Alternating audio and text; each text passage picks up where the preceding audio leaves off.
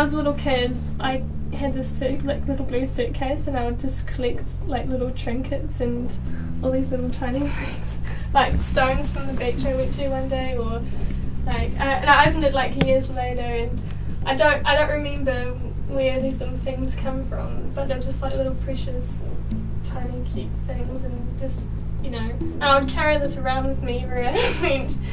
It was kind of like, I don't know, maybe these paintings are kind of developments in what I find. I can put on an image in the last kind of 3 days and it changes the whole concept, and that doesn't take away from the painting or the value of the work that I did in the last 3 days, and I didn't work till then. Mm-hmm. It's just the process I go through. I think naturally we try and if we see images, we try and kind of order them into kind of familiar narratives, just trying to make sense of it, and that's kind of what I want people to do, instead of, you know, there is some heartbreak and anguish in there for me, for some of them, but like the way I paint it, you wouldn't necessarily know it unless you kind of maybe knew me and what I, you know, how I relate to it. If you had all my paintings side by side, I think you'd find like different strings of narrative through that would kind of make you understand more what you're looking at, you know. I think it's really fun that people don't know what that painting is about on some level.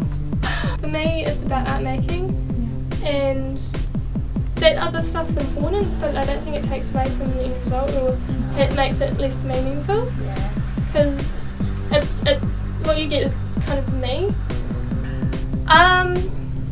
I try and start with, I don't decide, I just do. Like, I start with kind of blocks in line. I really don't try and think about it or analyse what I'm doing at the time, because I know I can go over it.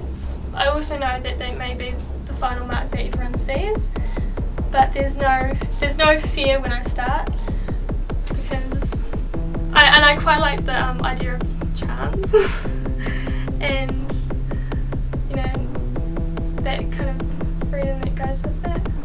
I don't think you need to show everything to say that that's finished.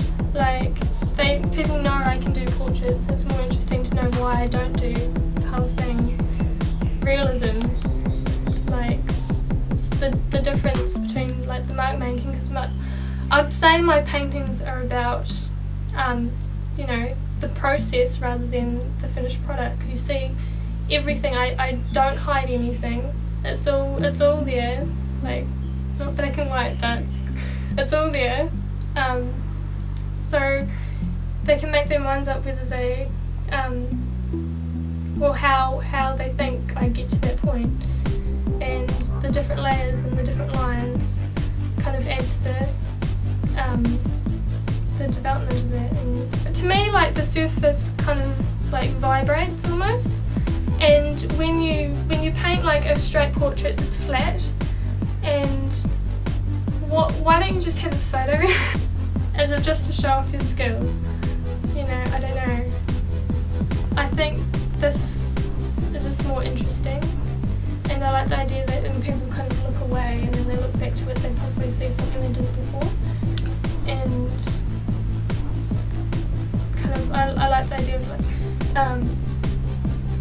the imagination filling in the rest, because there's elements that are reminiscent of, you know, natural forms and nature and kind of foliage, and that will kind of remind them of something they've possibly seen before, but not necessarily realism. I don't ever know what it's going to look like in the end, ever. Like, that's probably the one thing that kind of keeps me going from there. And then I'll think about how the form interacts with the blocks of colour or the space around it. I just love line and like the different transparencies and how you can go from raw canvas to high detail within that range, and it still looks, you know. And I like that it would probably annoy some people that it's not finished. I think art making for me is about my own expression and what I want to do. Like I don't paint for anyone else. Hopefully paint till the day I die. I can't not paint. I am my painting. Yeah.